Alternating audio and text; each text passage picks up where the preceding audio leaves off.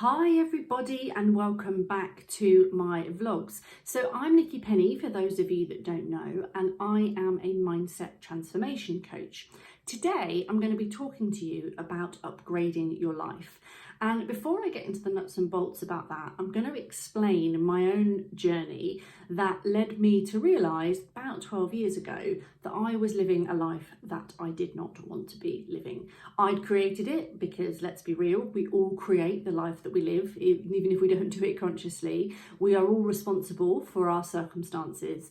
And I had a realisation that there were a large number of parts of my life that I wasn't happy with. And I had some guilt around that because if you looked from the outside, you would have seen a number of things that a lot of people would have wanted. So I had a senior position, I had a good salary, I had enough kind of resources to go on holiday, I had a couple of horses, I had a nice house, I had at that time a new husband, and outwardly, from the outside, it really looked like I had a lot of the things that a lot of people want on their list. And I realised that I wasn't happy. So, since becoming a mindset transformation coach and all the work that I've done in the last sort of 4 to 5 years on the back of changing my life, I've realised a number of things. And for any of you that have done any mindset work, you will know that it's not a kind of once and done. There's layers to the degree of what we're willing to learn about ourselves and kind of how deep we're prepared to go into our subconscious programming. Now, very briefly, when I talk about subconscious programming, what I mean is the things that drive us that are held within our subconscious mind that most of the time we are unaware of.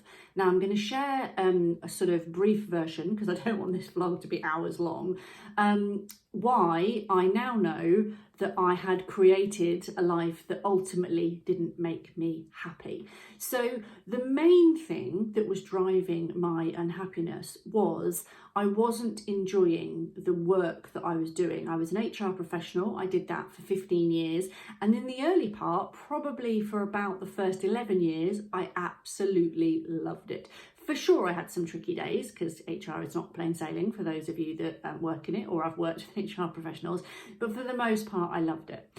Now, I was in a company where things were challenging. This was around the time after the credit crunch. We were restructuring. For sure, that was part of it. It wasn't the kind of nice parts of HR to be supporting the business to grow their people, to grow the business. It was very much the kind of opposite of that. And there was also for sure some things around the culture of the business that I found myself in as well. More than that though, because they're external things, what I now recognise to be true is how I got to the level of role. I was a senior HR business partner and I was offered the HR director position. And I was offered the HR director position when I was 34, which is young for an HR director. I turned it down. I'll do another vlog about that for sure, about why I knew it wasn't for me. But what I want to really share with you guys here is why I got to the position that I got to, which was as a result, I now realise, of my subconscious programming. So I am a second child. I've got a brother who is just under 3 years older than me. And for any of you that are watching that are second children, my experience was, and I'm sure this is true for a lot of people, you're forever striving to catch up with your older sibling, which is hilarious because you never can catch up because they're always going to be almost 3 years older than you. But I inevitably, and I think this is very common for a lot of second children, wanted to kind of push the boundaries, but I always felt less than because of course I was never as old as him, I was never as experienced as him. And that's fine, that's not his fault or anybody else's fault, that's just a fact. Also, though, my brother was very much adored and got a lot of attention from my dad.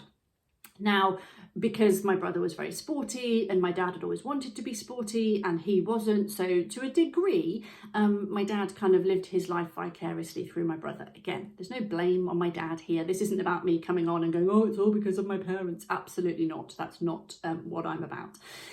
What happened though over time when, to me, it became obvious, and let's be clear that that's my reality, my dad's and my brothers and my mum's and anybody else's could be very different, but this is my reality.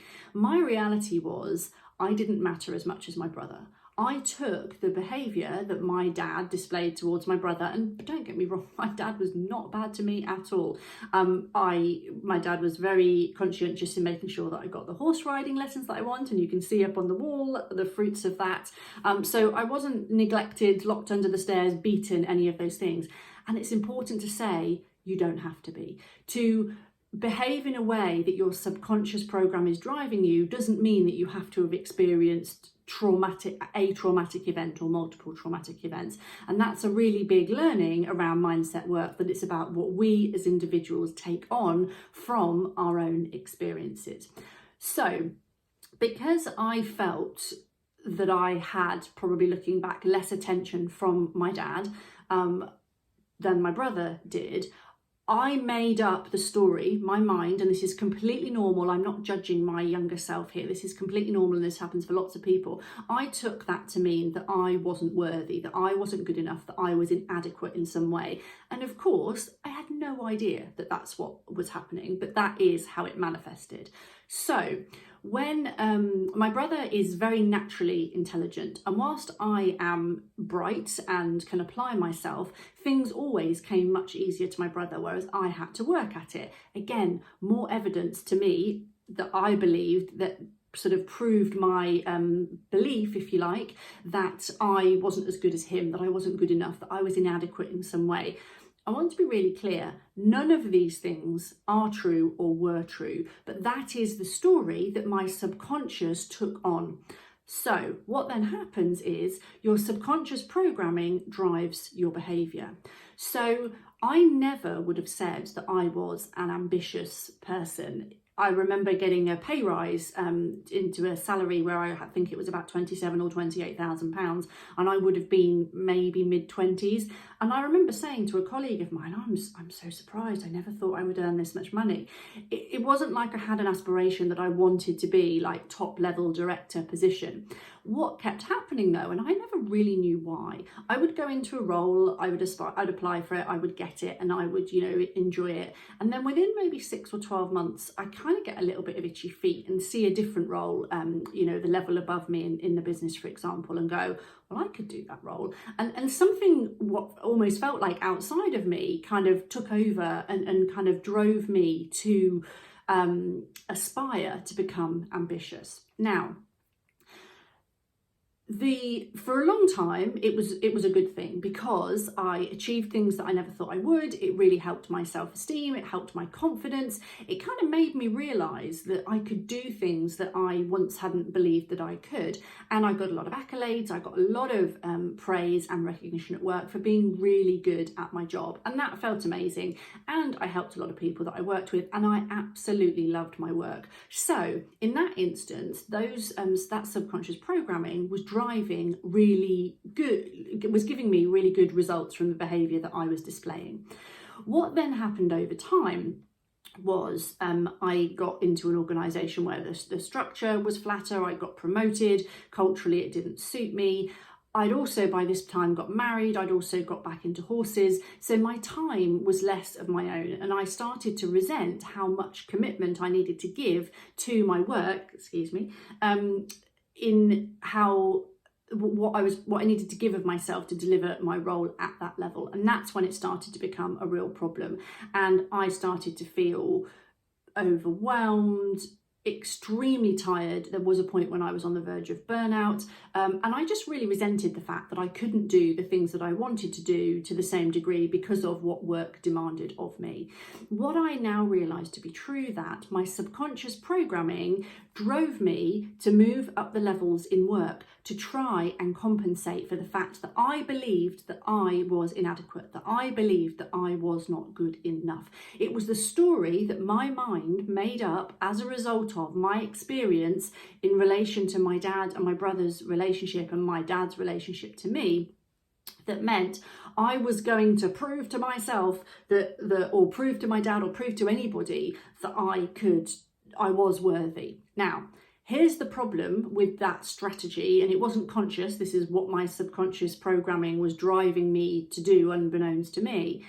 The challenge is that wasn't true, that I was inadequate, that I wasn't worthy, that I wasn't good enough. So therefore, I can never get to a senior enough position to take away, to sort of satisfy that desire to prove that I was worthy, because it's not true. So that's why I was personally feeling exhausted, close to burnout. I was working really long hours and I resented it, because actually when you work long hours for doing something that you love, rest is always important, but the energy is very different. So it became very apparent to me that I no longer was aligned with the role and the career that I had. And like a lot of people, I had a mortgage, I had bills to pay, I had responsibilities. I couldn't just go, oh, well, I'll just give it all up and go and work in Tesco's. That wasn't an option for me. But what I really want to be clear about is the circumstances that led me from my subconscious programming to get to a circumstance where I almost woke up one day and went, I don't want to do this. I don't like this. I'm not happy. And what then I did as a result. So like I say, that was 12 years ago. And I think the challenge for a lot of people, and what I see through my mindset transformation coaching work, is people create these lives for themselves without realizing that they're being driven by things that are hidden because they're in their subconscious programming. They maybe have a degree of the realization that I had, and then they feel stuck. And then they go, well, I can't change it. I'll have to wait till I retire. Now, I talk a lot in my work around I'll be happy when, delaying things into the future. It's absolutely not a strategy for being happy in the now, and the now is all there is. So it's really important to recognize that how we're living in this moment is all there is. I know that not everybody can change everything straight away, and I'm going to talk to you about steps in which you could start to make those changes possible. But it is one of those things that you recognizing it is the first step, and then there is the circumstance around what do you do to be able to unpick what's making you unhappy, how you can make that change, and do it in a kind of safe step-by-step process. So when you notice that something isn't happening, I've got a number of questions. I call them questions for reflections. They're on the screen behind. That it's really useful to ask yourself to understand what's happening, because we are all so busy on the kind of treadmill of life, and taking time out to stop and notice sometimes can feel scary. But sometimes it just doesn't happen. 5 years can go by before you've actually taken stock and kind of looked at whether you're living the life that you want to live. So the questions that I used myself and I use with clients as well are, number one, what do I want more of in my life? Now, back in the day when I was going through this kind of awakening, if you like, it was, I want more time to do the things that I want to do. And for me, that was time with my horses, and it was also time with my husband. The second question is, what do I want less of in my life? And at the time, my answer was restrictions on my time. I want less spending my life in the car, traveling to and from work, meetings, the stables, all of those things. And I want less obligation. So I felt, where we lived in Yorkshire at the time, I felt obligated to go and visit friends and family further south and further north at the weekends, and therefore my time wasn't my own. There was a lot of reasons why that was the case as well, which I've since worked on too and helped clients to do as well, feeling that I should do things rather than actually looking at what I wanted and what would make me happy. But that's another story for another vlog. So the third question is, which areas of my life could be improved? And you won't be surprised to hear that I very much opted through work, my home life, as in I wanted to be at home more, and I wanted to spend more time with the horses. So those were the areas that could be improved. The fourth question, what do I currently put up with? Now, this is a really powerful question, because we often don't consciously think about things in this way. When you ask yourself, what do I currently put up with? my suggestion with all of these questions is sit down with a cup of tea, pen and paper, time when you won't be disturbed, and write down the question, spend some time writing down the answer. You don't need to think too deeply about it. You don't need to think about whether it's possible to change it at this stage. Just write whatever comes. What do I currently put up with? My answer to those questions 12 years ago was spending my life sitting in the car, often stuck in traffic, doing things that I don't want to do at the weekend, not having enough time to do the things that light me up. I wouldn't have used those words at that time, but that's exactly what I meant. And then the fifth question, she says, looking around the corner, is what's one thing that I could do to affect positive change in my life? Now, this vlog will be about 3 hours long if I go into all of the detail, but for me, we had, a lot of you may know, I used to live in France. We had bought a property in France by this stage, and or maybe we were just about to. My one thing that I could change was moving myself, my husband, our horses and our cats to France to work from home and have the animals at home as well. And it was then a case of, okay, I know that's viable. That doesn't need to be viable for everybody to be able to up sticks and move house. It could be, one example in that with clients that I've worked with, it could be I need to end a relationship that I have, which again, huge. And I'm not saying that you're just going to do it like that.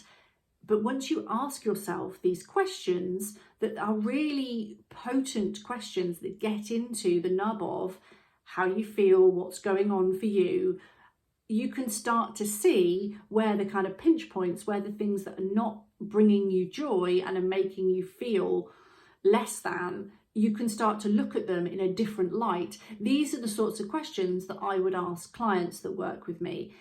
If you're not working with a coach and you don't have the resources to do that, or it doesn't feel like something you want to do, this is a really good way of coaching yourself. So those questions again, what do I want more of in my life? What do I want less of in my life? Which areas of my life could be improved? What do I currently put up with? What's one thing that I could do to affect positive change in my life? Spend some time on this. Sit down, put aside an hour, half an hour if you don't have that much time. Write down whatever comes. Don't get into the how at this stage. Just write down what comes. Leave it, come back to it later, maybe later in the day, maybe the next day, maybe at the weekend, and then start to have a look. One of the things that I'm extremely passionate about is I believe women in particular are living lives that do not fulfill them, and they believe that they're stuck. And it's simply not true. It's absolutely possible to change a huge number of things in your life if you want to. It's also possible to feel wholly better about yourself, your circumstances, without changing your circumstances.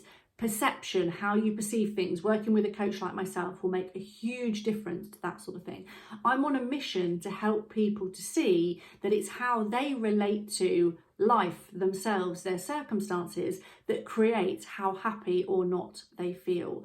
I am so passionate about this work. I've completely changed my life. My life is unrecognizable from when I first had this epiphany, and it's a credit to kind of the power of the mind that it's possible to do this. If I had been able to kind of answer those questions and wave a magic wand, I wouldn't have been ready to make all the changes that I've since made 12 years later. It is a process. When you take one step, a step that didn't seem possible before becomes available and then seems possible. So it's not about like throwing your life up in the air and seeing where the cards land. If that feels good, excellent. For most people, it doesn't. And for me, for sure, it didn't. But it is possible to look at different aspects in isolation. And then when you're able to improve one area, you then become more empowered and feel better. And you then start to look at another. And that's how you upgrade your life. So As you can tell, this is work that I'm incredibly passionate about. This is the work that I love to do with clients. If you're interested in getting some support and you'd like to know more, reach out to me. You can find me online on Instagram. I am Be Your Best Yet, and I am Be Your Best Yet on Facebook. And if you'd like to email me and ask me some questions, then feel free. I'm Nikki, N-I-C-K-Y, at beyourbestYet.co.uk, and my website is beyourbestYet.co.uk.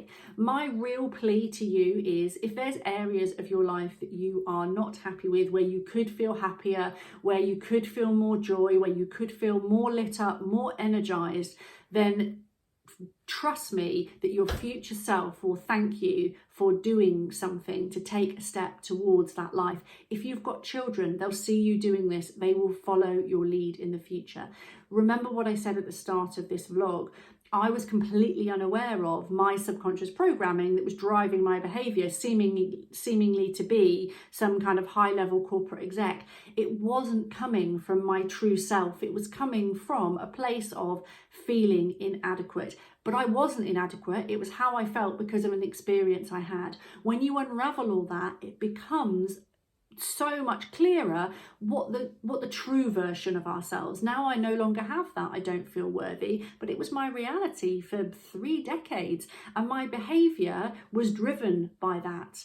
Now my behavior is driven by better knowings, and there's still more things to come. Even yesterday I had a kind of realization. Like I said, there are layers of mindset work, and it is the greatest work to do, because that is what leads to inner peace, freedom, and a life filled with joy. Let me know if you've got any queries. I would love to hear from you. Have a great day.